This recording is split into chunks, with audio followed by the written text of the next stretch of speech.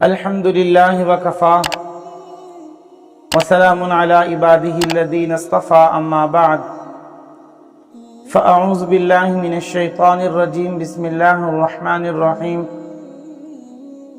وإذا الموعودة سئلت صدق الله وصدق رسوله النبي الكريم۔ میرے معزز سامعین، بیٹی اللہ رب العزت کی طرف سے ایک رحمت ہے، اسی لیے میرے آقا نبینا علیہ الصلاۃ والسلام نے ارشاد فرمایا، جب بیٹی پیدا ہوتی ہے تو اس کے گھر میں رحمت کے دروازے کھل جاتے ہیں۔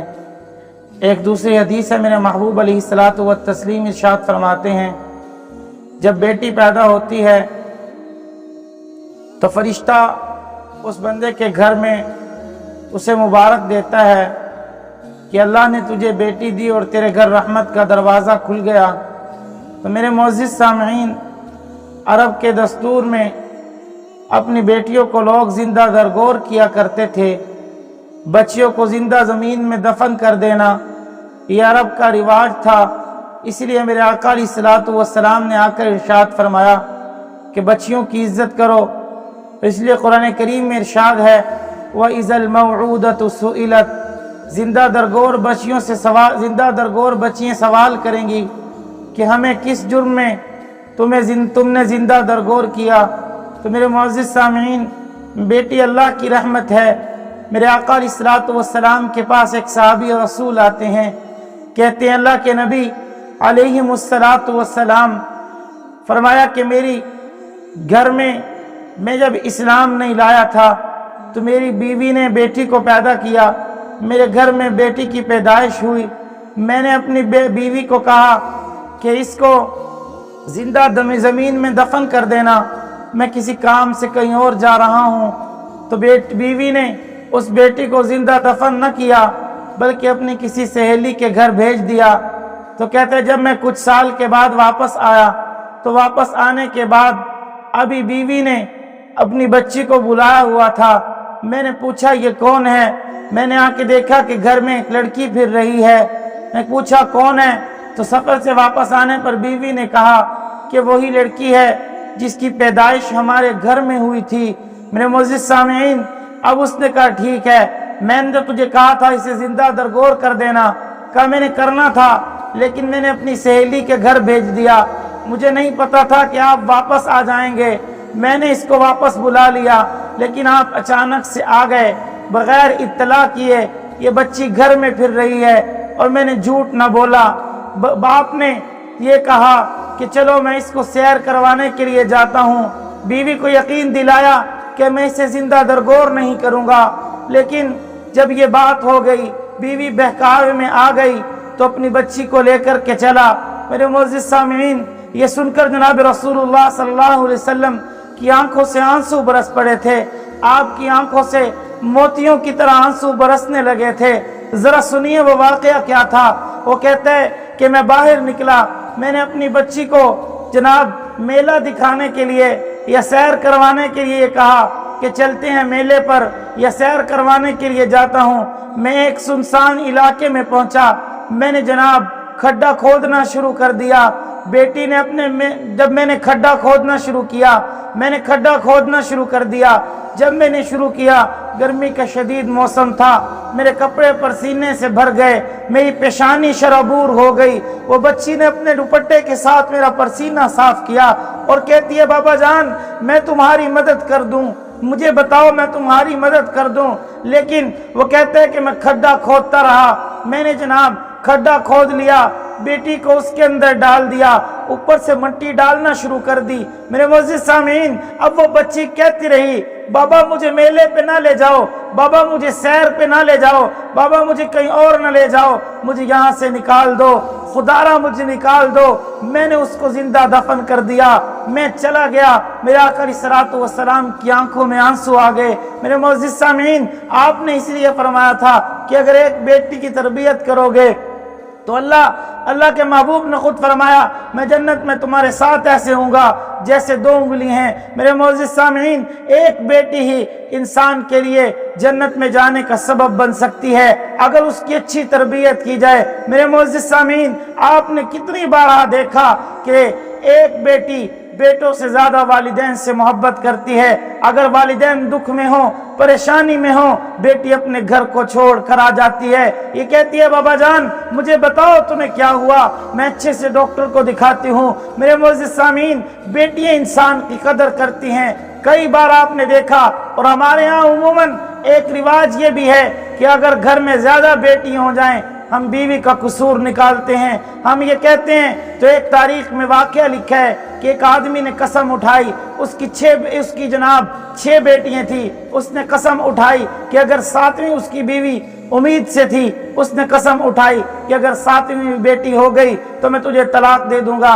یہ شیطان کی طرف سے وسوسہ تھا، یہ شیطان کی طرف سے وسوسہ تھا۔ میرے معزز سامعین، جب رات کو سویا، سونے کے بعد کیا دیکھتا ہے کہ قیامت برپا ہے اور قیامت آ چکی ہے۔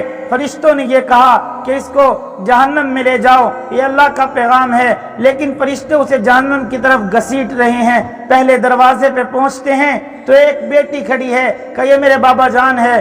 دوسرے دروازے پہ پہنچتے ہیں، دوسری بیٹی کھڑی ہے، وہ بھی یہ کہنے لگی یہ میرے والد محترم ہیں۔ تیسرے دروازے پہ پہنچتے ہیں، فرشتے کے ساتھ فرشتے پہنچتے ہیں، بیٹی کھڑی ہے، کہتی ہے یہ میرے باپ ہے، اس کو چھوڑ دو۔ چوتھے دروازے پر بھی بچی کھڑی ہے، 5ویں دروازے پر بھی، 6ٹھے دروازے پر بھی، اب 7واں دروازہ باقی ہے۔ اب اس کے ذہن میں یہ سوال آیا کہ میری تو 6 ہی بیٹی ہیں اور 7ویں بیٹی تو ہے نہیں، آج مجھے جہنم سے کون بچائے گا؟ آج چھٹکارا کون دلوائے گا؟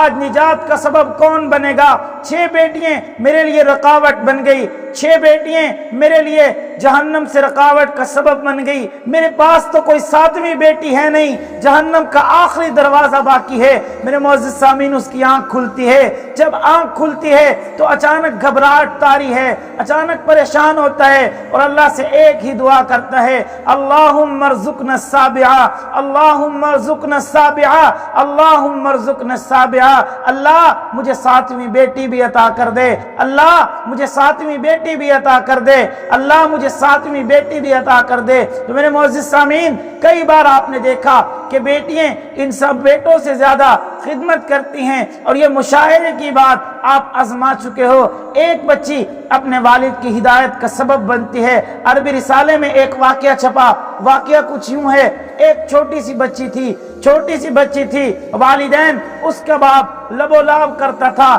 ساری رات شراب پیتا تھا، جوا کھیلتا تھا، جناب وہ کچھ عمل کرتا تھا جو نہیں کرنے چاہیے۔ میرے معزز سامعین، گناہوں کے کام کرتا تھا۔ ایک بار گھر آیا، جب گھر آ کے دیکھا، چھوٹی بچی نے کہا بابا جان تم کب تک اللہ سے دور رہو گے؟ چھوڑ دو ان گناہوں کے کاموں کو، چھوڑ دو ان شراب پینے کو، چھوڑ دو اس شراب پینے کو، چھوڑ دو یہ جوئے کے کاموں کو، چھوڑ دو یہ جناب موبائل میں رات دیر تک استعمال کرنے کو، اللہ کے دربار میں آ جاؤ۔ وہ کہنے لگا مجھے سکون نہ آ رہا تھا، میں نے بچی کی بات تو سنی، میں نے جھڑک دیا کہ تم اپنا کام کرو، میں اپنا کام کرتا ہوں۔ میں نے جا کر موبائل چلایا، جب موبائل چلایا مجھے سکون نہ آ رہا تھا، مجھے چین نہ آ رہی تھی، میں کروٹیں بدل رہا تھا لیکن مجھے سکون نہ آیا۔ اچانک میرے کان میں آواز پہنچتی ہے، اللہ اکبر، اللہ اکبر، اشہد ان لا الہ الا اللہ، اشہد ان محمد رسول اللہ۔ جب یہ آواز پہنچتی ہے میں اٹھا، اٹھنے کے بعد میں نے نماز پڑھی، مجھے کوئی تھوڑا سا سکون ملا۔ میں وہ آفس جو لیٹ جاتا تھا آج جلدی چلا گیا۔ سب حیران کن تھے، پریشان تھے، سب کی زبانوں پہ ایک ہی سوال تھا، تو آج جلدی کیسے آیا ہے؟ میرے معزز سامعین، اس نے کہا آج میری بیٹی نے مجھے یوں کہا ہے، اور پوری رات میری کروٹیں لیتے گزر گئی، پوری رات میری بے چین میں گزری، پوری رات میری تڑپتے ہوئے گزری۔ میں نے فجر کی نماز پڑھی، مجھے سکون آیا، لیکن اچانک وہ گھر جاتا ہے، بیوی رو رہی ہے، किसी ने पूछा बीवी, उसने पूछा बीवी तुम क्यों रो रही हो? वो कहने लगी वही बेटी जो रात तुझे नसीहत करती थी उसका भी इंतकाल हो गया, उसकी आंखों से आंसू न रुके। मेरे मोअज़्ज़िज़ सामीन, अब वो जो हिदायत का सबब बनी थी आज अल्लाह के दरबार में पहुंच चुकी है। लेकिन वो कहने लगा मैंने अपने दोस्तों से मशवरा किया, उसके जनाजे की तैयारी की, उसका जनाजा पड़ा, उसे कब्र में अपने हाथ से दफन किया। जब कब्र में अपने हाथ से दफन किया तो मेरी जहन में एक बात थी, मेरे जहन में एक सवाल था कि वो बेटी जो रात मुझे नसीहत करती रही, जिसकी वजह से मैं अल्लाह के दरबार में झुकने के काबिल हुआ, जिससे मुझे अल्लाह के दरबार से माफी मिलती है, आज वो छोड़ कर चली गई। मैं तो उसके साथ बातें करना चाहता था, मैं उसके साथ वक्त गुजारना चाहता था, लेकिन आज मुझे छोड़ कर चली गई। मेरे मोअज़्ज़िज़ सामीन, ये बेटियां ही होती हैं जो इंसान के लिए बरकत का सबब बनती हैं। ये बेटियां ही होती हैं जो इंसान के लिए जन्नत में पहुंचा देती हैं। ये एक बेटी उस बाप की हिदायत का सबब बन गई। ये एक बेटी जिसके वालिदैन ने कहा अल्लाहुम्मा अर्ज़ुक़ना साबिआ, अल्लाह मुझे सातवीं भी अता कर दे। मेरे मोअज़्ज़िज़ सामीन, आज हमारे मुआशरे में भी यही कहा जाता है अगर बेटी पैदा हो जाए तो जनाब माँ का कसूर है, बीवी का कसूर है। हालांकि बीवी का कसूर नहीं होता। फरमाया लिल्लाहि मुल्कुस समावाति वल अर्ज़, अल्लाह ने कुरान करीम में वाज़े फरमाया वो अल्लाह जो जमीन आसमान का बादशाह है, यख़्लुक़ु मा यशा, जो चाहता है पैदा करता है, यहबु लिमन यशा, वो चाहे तो बेटियां अता करता है, वो चाहे तो बेटा अता करता है, वो चाहे तो बांझ कर देता है, वो चाहे तो दोनों मिलाकर अता करता है। वो इन्नहु अलीमुन क़दीर, वो बहुत। मेरे दो मुअज़्ज़िज़ सामीन, ये अल्लाह रब्बुल इज़्ज़त ने वाज़ेह इरशाद फरमा दिया। फिर बीवी का कसूर क्यों, फिर अपना कसूर क्यों, फिर बेटियों से नफरत क्यों? आज भी अरब के मुआशरे पर, अरब की जहालत पर हम चलकर अपनी बेटियों को गलत समझते हैं और ये कहते हैं कि अब इसको विरासत से हिस्सा देना पड़ेगा।